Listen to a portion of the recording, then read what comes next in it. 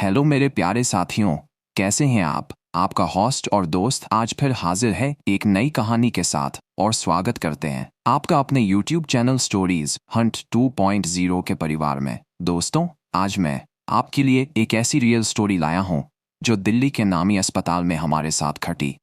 ये बात साल 2014 की है। मुझे आज भी याद है। उस दिन जन्माष्टमी का दिन था और जैसे हम सब जानते हैं, जन्माष्टमी पूरे भारत देश में धूमधाम से मनाई जाती है। ठीक उसी तरह हमारे गली भी काफी फूल मालाओं से सजी हुई थी और एक मटकी काफी ऊंचाई पर टंगी हुई थी। मैं भीड़ भाड़ वाली जगह पर जाना ज्यादा पसंद नहीं करता और इसीलिए मैं जन्माष्टमी के कार्यक्रम में ज्यादा देर रुका नहीं और अपने घर आकर रूम में सो गया। ठीक रात को 12 बजे जब गली के सभी लड़के मटकी फोड़ने के लिए ऊपर एक दूसरे के ऊपर चढ़े और उन सब में मेरा एक बचपन का दोस्त भी था, वह भी चढ़ा और तभी अचानक क्या हुआ किसी को कुछ समझ नहीं आया। सब एक दूसरे के ऊपर गिरे और लगभग 10 लोगों को चोट आई। लेकिन मेरा दोस्त जब लोगों के उठने के बाद खुद उठने की कोशिश करता है तो वह उठ नहीं पाता, और जब लोग उसे उठाने की कोशिश करते हैं तो उसका पैर काम नहीं करता। मेरे कुछ दोस्त मुझे फ़ोन करके पूरी बात बताते हैं और हम लोग उसे इमरजेंसी में लेकर अस्पताल भागते हैं और दिल्ली के लगभग सभी बड़े सरकारी अस्पताल में लेकर जाते हैं, लेकिन कहीं ऑपरेशन मशीन नहीं होती तो कहीं मशीन खराब होती है। थक हार कर उसे एक अस्पताल में डॉक्टर एडमिट करते हैं और डॉक्टर बताते हैं कि जोड़ों से पैर टूटने की वजह से इसके ऑपरेशन में समय लगेगा और उसका चेकअप करके उसे ऑर्थो डिपार्टमेंट में भेज देते हैं। बिस्तर पर उसके पैर को डंडे से बांधकर टांग देते हैं और एक पत्थर लटका देते हैं ताकि उसका पैर सीधा ही रहे। सुबह से दिन होता है और दिन से रात। रात के समय में दोस्त के पिता अस्पताल में रुकने का फैसला करते हैं।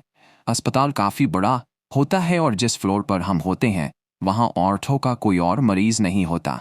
उस पूरे एक फ्लोर पर हम लोग अकेले ही होते हैं और मरीज के बिस्तर के बगल फर्श पर मैं और मेरे दोस्त यानी मरीज के पिता लेट जाते हैं और नींद कब आती है पता ही नहीं लगता। तभी अचानक मुझे ऐसा महसूस होता है कि मानो मेरा पैर कोई खींच रहा है और मेरी आंख खुल जाती है और मुझे थोड़ा डर लगता है, पर कमरे में अकेला नहीं था इसलिए दोबारा कुछ देर में सो जाता हूँ। तभी अचानक फिर मेरे पैर को कोई खींचता है और मेरी आंख खुल जाती है और मैं अपने दोस्त के पिता को उठाकर यह सब बात बताता हूँ।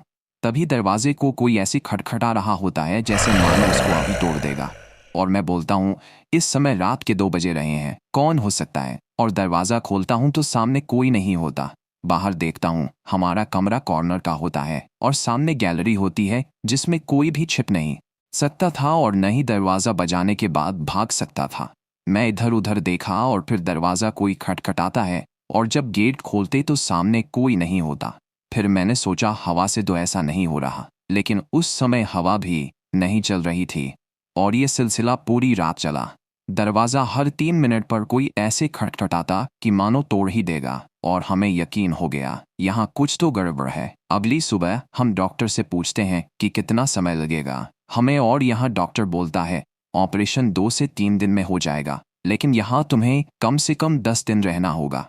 ये सुनकर मैं रात में जो कुछ हुआ उसे देखकर घबरा गया, लेकिन हमें रुकना तो था ही और हमने अपने एक दोस्त के साथ प्लान बनाया देखने के लिए कि रात को कौन है जो दरवाज़ा इतनी ज़ोर से खटखटाता है। और रात को हमने एक दोस्त को गैलरी के एग्जिट पॉइंट पर बैठने को कहा और रात होते ही हम फिर लेट गए, पर सोए नहीं और इंतज़ार किया। 12 से 1, फिर 1 से 2, फिर 2 बजे के बाद कोई दरवाज़ा नॉक करता है बहुत तेज़ी से। दोस्त कॉल पर मेरे साथ ही होता है और भागकर आकर देखता है कौन है, पर कोई नहीं होता। तभी लाइट चली जाती है और फिर कोई दरवाज़ा नॉक करता है। इस बार दरवाज़ा थोड़ा खुला ही होता कि एक आदमी काली चादर ओढ़कर धीरे धीरे जा रहा होता है। उसको हम रुकने को बोलते हैं पर वह रुकता नहीं है और इतना ही भारी आवाज़ में बोलता है तुम यहाँ समय बर्बाद मत करो, चले जाओ, ऑपरेशन के लिए मशीन चाहिए और यहाँ मशीन खराब है, बेमौत मारे जाओगे मेरी तरह। और अचानक हमारी आंखों के सामने ही गायब हो जाता है। हम लोग डर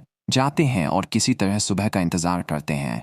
सुबह होते ही जैसे डॉक्टर का पैनल आता है उससे हम एक ही सवाल करते हैं, एडमिट किए आज 2 दिन हो गया और ऑपरेशन अभी तक नहीं हुआ, क्यों? क्या मशीन नहीं है? और अगर है तो क्या खराब है? तभी एक डॉक्टर मेरी ओर अचानक देखता है और बोलता है तुमको कैसे पता मशीन खराब है? मैंने बोला मुझे पता है, बस कंफर्म बताइए। फिर उसने बोला हाँ, मशीन खराब है और अभी समय लगेगा। तभी मैंने डॉक्टर से बोला, मुझे सारे टेस्ट एडमिट डॉक्यूमेंट दे दो, हम प्राइवेट इलाज कराएंगे। और हमने दोस्तों वैसे ही किया। प्राइवेट अस्पताल में पैसा लगा पर इलाज हुआ, लेकिन हमारे पीछे एक सवाल छोड़ गया। आखिर वो था कौन? दोस्तों, अगर आपके पास भी ऐसी कोई कहानी है और हमें शेयर करना चाहते हैं तो कृपया हमें हमारे चैनल के बायो में दिए गए ईमेल आईडी पर ज़रूर भेजें। और हाँ, अगर आप हमारे चैनल पर नए हैं और चैनल को सब्सक्राइब नहीं किया है तो चैनल को सब्सक्राइब ज़रूर करें और कमेंट बॉक्स में कमेंट करके ज़रूर बताएं कि आप कहाँ से हैं। धन्यवाद।